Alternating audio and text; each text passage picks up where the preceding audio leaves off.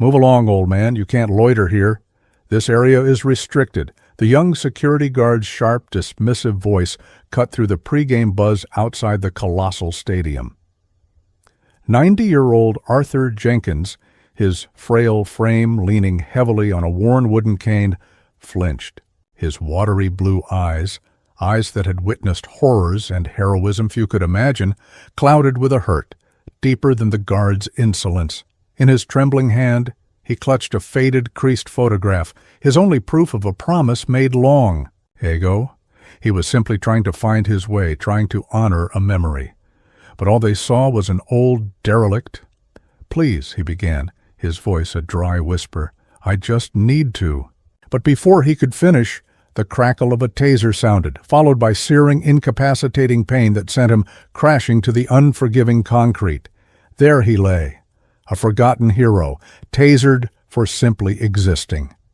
If you believe every soul deserves dignity, common respect, Arthur Jenkins had lived 90 years, most of them quietly after a youth spent in the crucible of war. He was a relic of a bygone era, a time when courage was currency and sacrifice a common expectation. The medals, tucked away in a dusty box somewhere in his small, sparsely furnished apartment, were testament to that forgotten valor. A silver star, 2 bronze stars, a purple heart.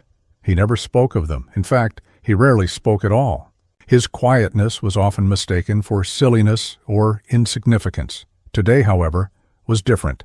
Today marked the 75th anniversary of the Battle of Crimson Ridge, a brutal, pivotal engagement where he had lost so many friends, brothers in arms. The local university, whose stadium now stood on land bordering the old training grounds, was hosting a commemorative event. A special section had been reserved for veterans of the conflict. Arthur, perhaps one of the very last survivors, had received an invitation, a simple typewritten letter he'd kept pinned to his wall for months. He wasn't seeking glory, only a quiet corner to remember, to feel the sun on his face, and to imagine their young, hopeful faces beside him once more.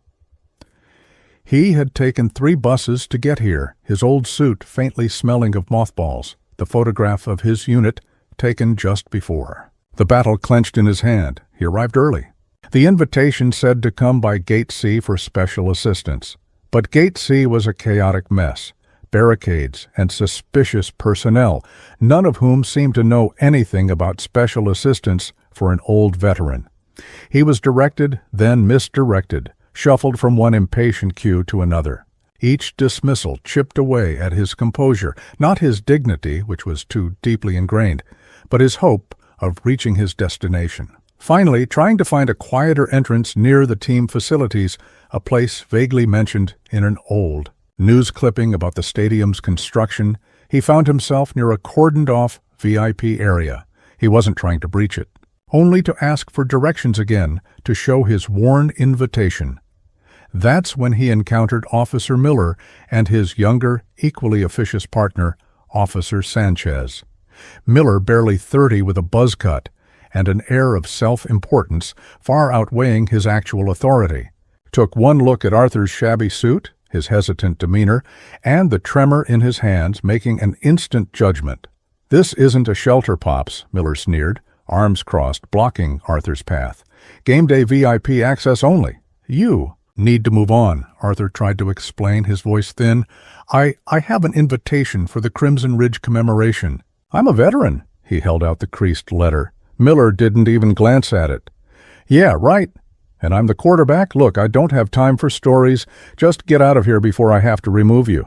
Sanchez smirked, tapping his foot impatiently. The air crackled with disdain.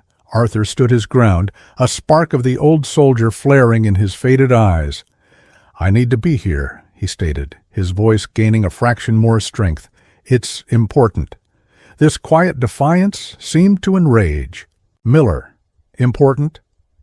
The only thing important right now is you getting your confused old self away from this gate. I'm not going to tell you again."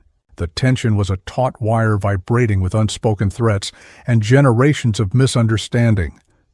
Bystanders caught up in their own game day Excitement barely noticed the quiet confrontation, seeing only an old man and a security guard doing his job. Arthur, feeling a wave of dizziness mixed with a stubborn refusal to be so easily dismissed, fumbled in his pocket for the photograph. "My friends," he mumbled, more to himself than to Miller, "I promised them." This appeared to be the final straw for Miller. He saw not a veteran clinging to memory, but an obstinate old man deliberately ignoring a lawful order. "That's it. You're creating a disturbance," Miller barked, his hand going to the taser. On his belt. "Last chance. Move or I'll make you move." Arthur, his hearing not what it once was and his mind fixed on the faces in the photograph, did not react quickly enough. He looked up, confused by the sudden escalation, his mouth forming a question. In that instant, Miller deployed the taser. The electric shock seized Arthur's frail body, contorting his limbs, a strangled cry escaping. His lips before he collapsed. The photograph fluttered from his grasp. Landing face up on the pavement, a ghostly image of young men in uniform smiling into a future most of them would never see. Sanchez looked momentarily uneasy, but Miller stood over Arthur, breathing heavily, a strange glint of triumph in his eyes. "Should have listened, old man," he muttered, as a small crowd began to gather, their faces a mixture of shock and morbid curiosity. The scene was ugly, a stain on the bright, expectant atmosphere of the day. Inside the stadium, pre-ceremony. Preparations were in full swing. Dignitaries mingled, brass bands tuned up, and a low hum of anticipation filled the air. On a small elevated platform near the 50-yard line, General Marcus Thorne, a man whose stern visage and chest full of ribbons commanded instant respect, was reviewing his speech notes. At 60, Thorne was a soldier's soldier, known for strategic brilliance and fierce loyalty to the men and women under his command, past and present. He was the keynote speaker for the Crimson Ridge commemoration, an event of deeply personal significance. His own grandfather had fought and died there. An aide, a young, nervous lieutenant, approached him, face pale. "General Thorne, sir, there's a situation at the West Gate. Security issue. They're saying an old man is causing a disturbance." "He mentioned Crimson Ridge, and, sir, he gave your name." General Thorne's head snapped up, his steely eyes narrowing. "My name? What old man? What's his name?" The lieutenant swallowed hard. "They didn't get a name initially, sir. Just that he was insistent, but someone just radioed in. They found an old photograph and a very worn invitation." "The name on the invitation, sir, is Arthur Jenkins." General Thorne's face, already stern, hardened into granite. A flicker of something unreadable, recognition, disbelief, then a gathering storm of fury passed through his eyes. Arthur Jenkins. It couldn't be. Not the Arthur Jenkins, the legendary Sergeant Jenkins of Baker Company, the man credited with holding the line at Hell's Bend when all seemed lost. The man Thorne's own grandfather had written about in his last letter home, calling him the bravest man he'd ever known. A man presumed lost to time, a ghost from the pages of history. Without a word, General Thorne thrust his speech notes into the stunned lieutenant's hands. "Take over if I'm not back in 10 minutes, he commanded, his voice a low growl that promised retribution. He strode off the platform with a speed and purpose that belied his rank, his polished boots echoing on the gangway.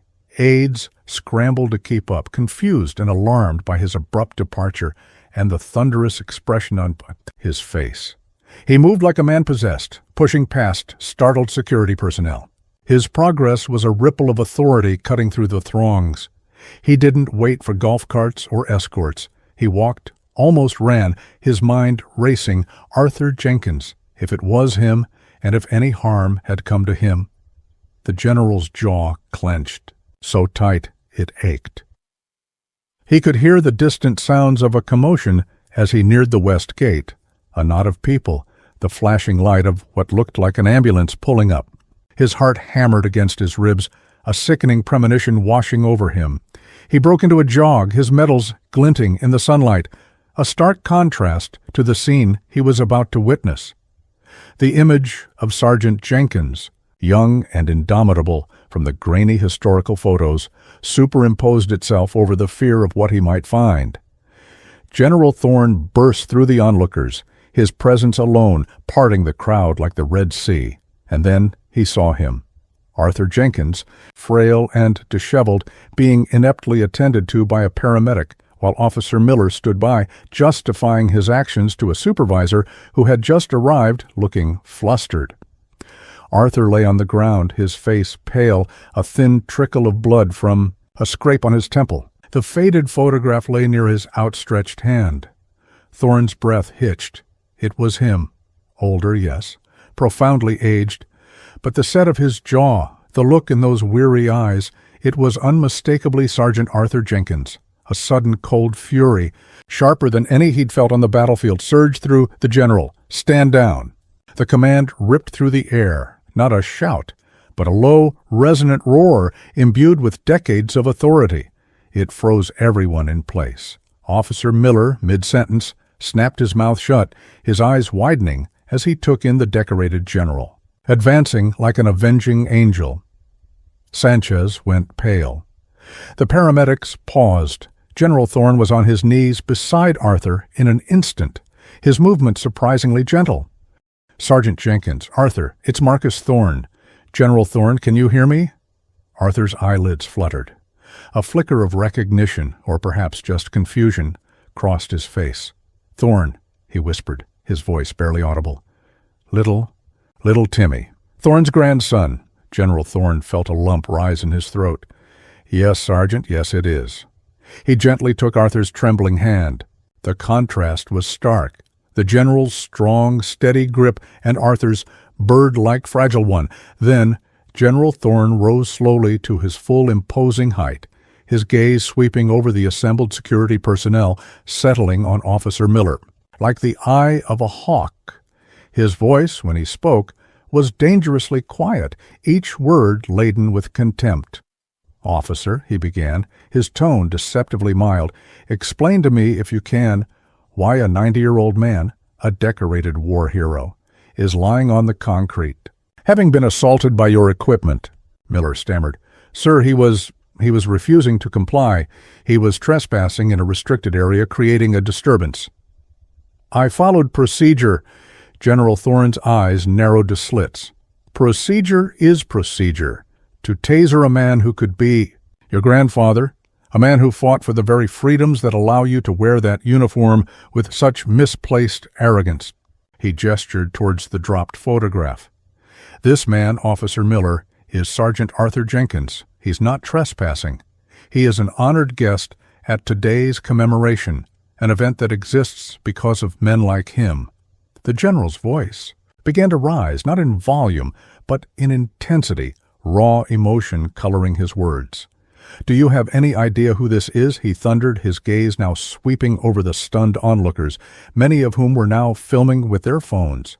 "This is Sergeant Arthur Jenkins of the 3rd Infantry Baker Company. 75 years ago, on a piece of God-forsaken land called Crimson Ridge, this man, then barely a man himself, held off 3 enemy assaults after his entire platoon was wiped out. He saved countless lives, including that of my grandfather, Captain Timothy Thorne. He was awarded the Silver Star for gallantry, 2 Bronze Stars for heroism, and a Purple Heart for wounds that nearly killed him. He is a living legend, a testament to a kind of courage most of us will never have to comprehend, let alone display." Miller's face had drained of all color. He looked like he was about to be physically ill. Sanchez stared at his boots, shame radiating from him. The supervisor looked apoplectic, torn between horror at what his subordinate had done and terror of the 4-star general now eviscerating him. The crowd was utterly silent, the earlier buzz replaced by a heavy collective shame. Tears welled in the eyes of some onlookers. The name Arthur Jenkins rippled through them, accompanied by hushed whispers of hero, Crimson Ridge, Silver Star. The vindication was swift, brutal, and utterly public. With the utmost care, General Thorne helped Arthur to his feet, supporting him firmly. Paramedics, now galvanized and deeply apologetic, quickly brought a wheelchair. "Sergeant Jenkins," Thorne said, his voice now gentle again, filled with profound respect, "we have a seat for you, front row, center, where you belong." Arthur, still dazed but with a spark of his old spirit returning, managed a weak smile. "Thank you, Marcus. Your grandfather, he was a good man." The stadium gates, which had seemed an insurmountable barrier just minutes before, now swung open wide. A path cleared as if by magic. As Arthur was wheeled through, escorted by General Thorne himself, a spontaneous applause began to ripple through the gathered crowd, swelling into a thunderous ovation. People stood, hats off, some saluting, others wiping tears from their eyes. Officer Miller and Officer Sanchez were immediately suspended pending a full investigation.